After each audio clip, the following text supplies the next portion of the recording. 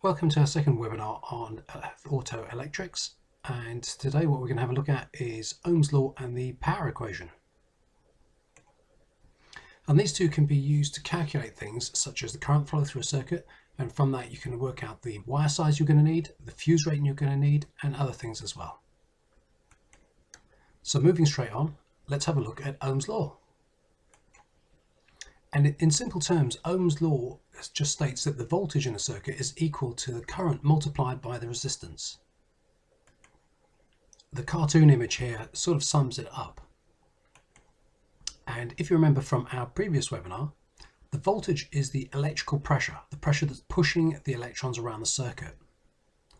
The amps, well, that's the flow, how many electrons are going around the circuit at any one time. And the ohms is the resistance to the flow of those electrons, resistance to the flow of amps. So Ohm's law allows us to work out what the value of any one of those is as long as we have the other two. And that is because of this relationship between the three figures. The harder volts are pushing the amps through, the more amps are going to get through. The more ohms pulls on that bit of rope, the more resistance there is, the less amps they're going to get through. And Ohm's law can be actually split up into three calculations, which are written there on the left. You've got volts being equal to amps times resistance. That's what we said at the start for Ohm's law. But we can also say that amps will be equal to the volts divided by the resistance, or the resistance is equal to the volts divided by the amps. All of those will work out one of the values. To make things easier, this is often expressed as a triangle with volts on the top, amps shown here as I for inductance, or R resistance measured in ohms. Personally, I prefer to actually substitute the I for an A, as it gives us a nice mnemonic to help remember the actual Ohm's law triangle. And the one I normally go with is voxels are rubbish. If you like voxels, however, you might go for voxels are racing. However, the idea here is to try and remember the layout of that triangle for future reference. So what can we do with it? Okay, well, the first thing we're going to do is we're going to try to calculate the amp flow, the current flow through this circuit. So what I'd like you to do now is have a look at the figures that are there, pause the actual video, and see if you can work out what the figure A should be, what the inductance is.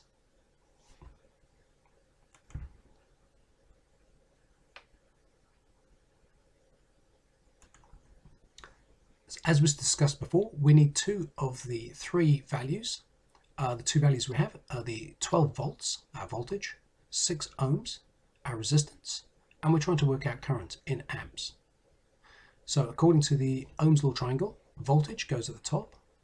So it's voltage over the resistance, or 12 divided by 6, and that gives us a current flow of 2 amps in this circuit. How did you get on? Alternatively, we might actually want to work out what the resistance in the circuit is. And in this particular instance, we have our 12 volts and we've got our 3 amps. Pause the video again, see if you can work this one out.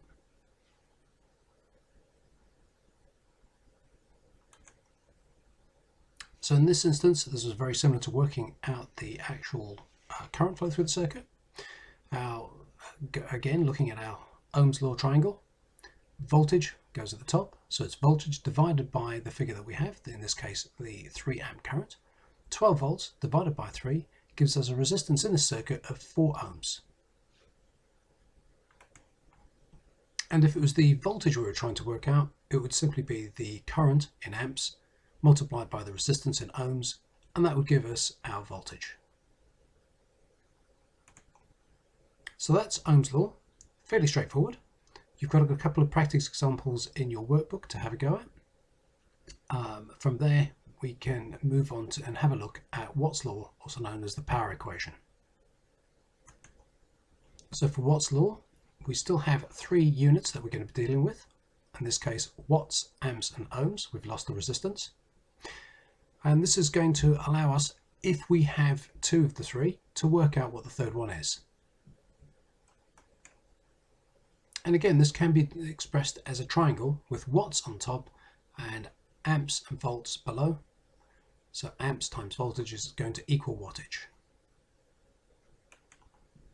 And I found this most useful for when I'm actually looking to calculate the fuse size or the wire size that I need when I'm fitting extras. Things like spots lamps on the front of rally cars, that type of thing. We know what the wattage is, we know what our voltage is, but we want to know what a safe fuse size is going to be and what a safe wire size is going to be when we wire these in. So let's have a go and work through an example together. Now, in this example, I've given two 60-watt bulbs, similar to a headlamp bulb. We've got our 12-volt battery, but we want to know what size fuse that we're going to need for this circuit. Pause the video now and see if you can work this out.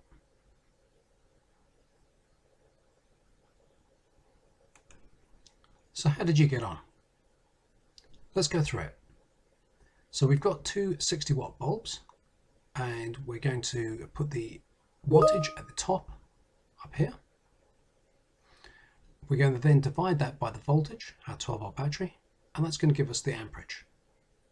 Now the two 60-watt bulbs, we're going to add the wattage together, taking us up to 120 watts. Divide that by our 12 volts, gives us a result of 10 amps. Now I have been pretty simplistic with that. I've given you straightforward figures to make life nice and easy, make it nice and easy to calculate. But even there, what I'd probably do as far as the fuse rating is concerned, I'm probably going to want to go up a step from there just to allow for any voltage surge or any current surge when the lights initially turned on. So I'd probably look at my blade fuse sizes and see, well, 10 amp, next step up is 15, and I'm going to go for a 15 amp blade fuse in this case. Wire size, personally, I don't like car fires, so I tend to err on the side of caution. So whilst a 15 amp fuse should actually blow well before a 15 amp wire, I tend to go slightly higher than that just to prevent something like this happening. So the next thing we're going to look at is resistance in series and parallel circuits. You'll remember from our previous webinar that series circuits have one consumer after the other. Parallel, they're side by side, so each one gets full battery voltage. And whilst you won't need to calculate this as often, it's still very helpful to actually have a good understanding of this, especially when you're fault finding. So looking at the resistance, starting off with series circuits, they're without a doubt the easiest. All we do is we add the resistance values together.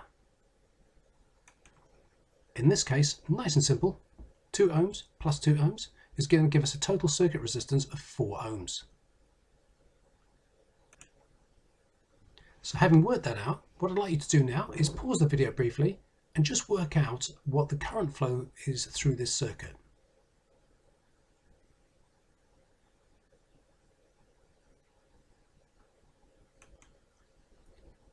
So this is a worked example.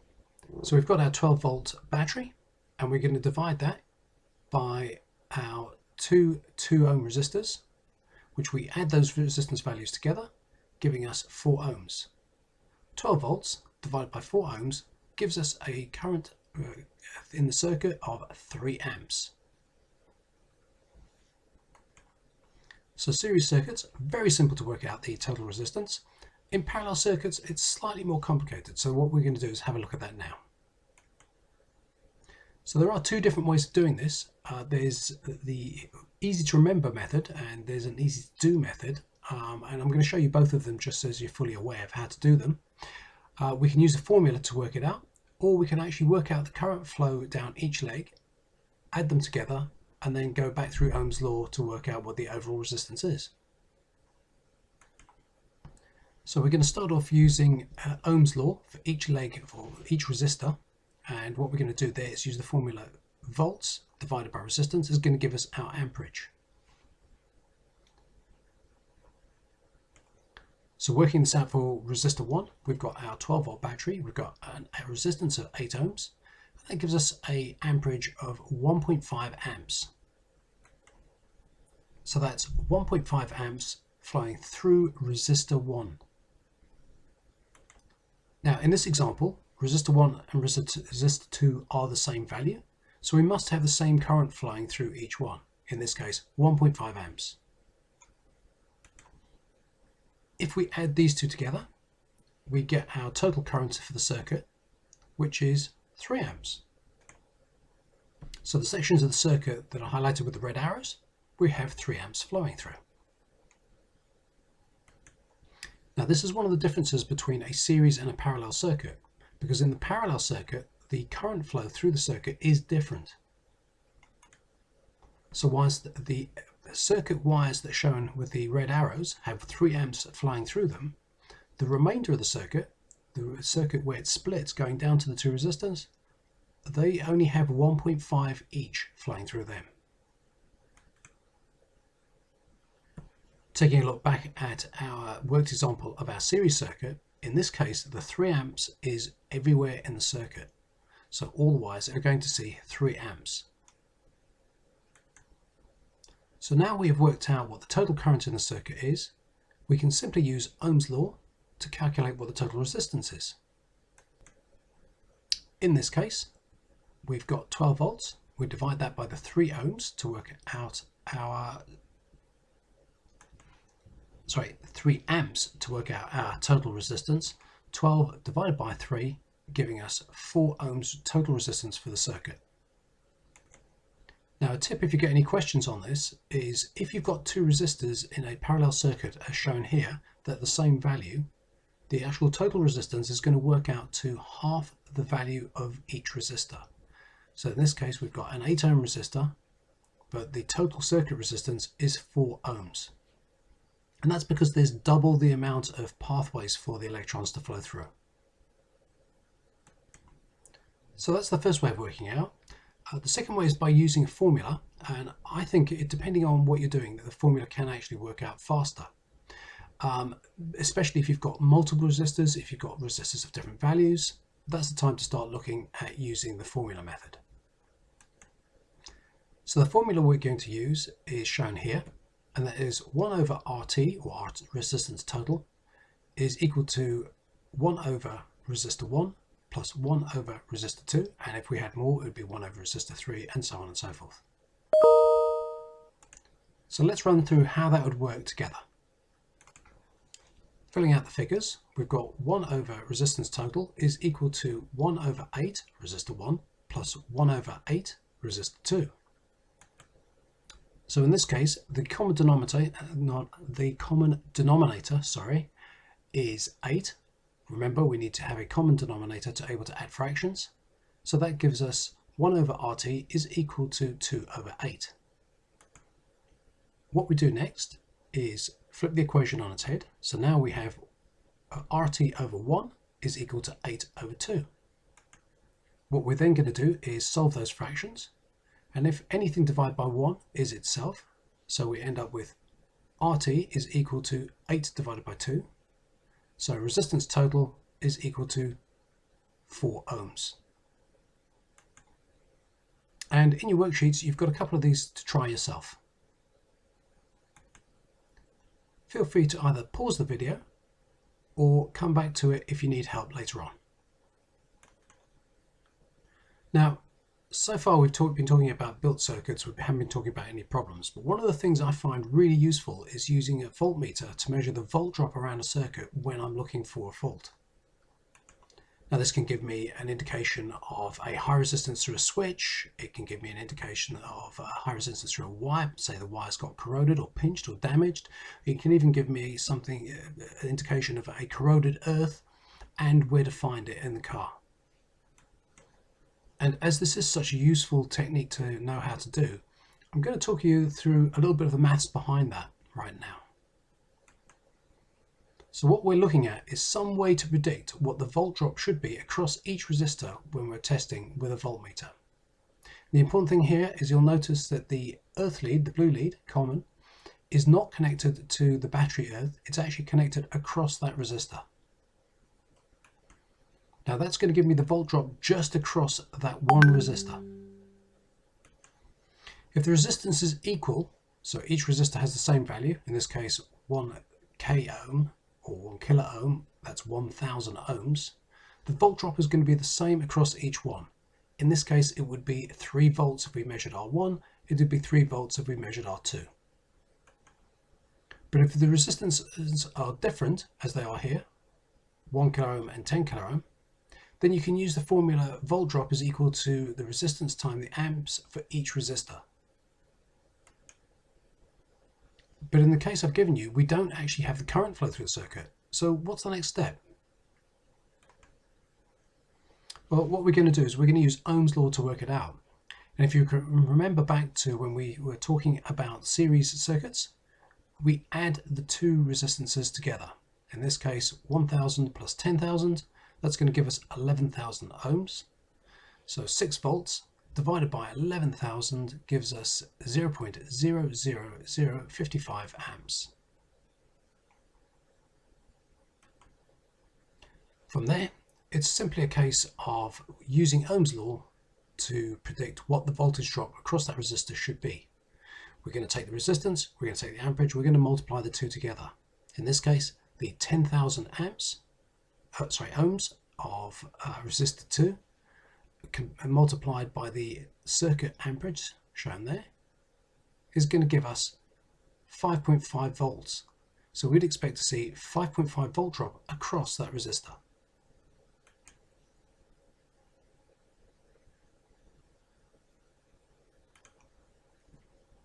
Now that's important because if we would actually found a voltage reading that we weren't expecting, we'd know that there's a problem somewhere else in the circuit.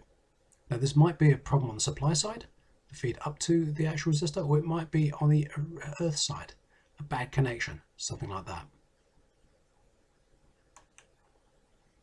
So having seen how to do that, what I'd like you to do is give this a go yourself. I've changed the value of the resistors. They should work out fairly easy. But what I'd like you to do is work out what would the voltage drop be across the 12 ohm resistor. Pause the video now and see if you can work it out.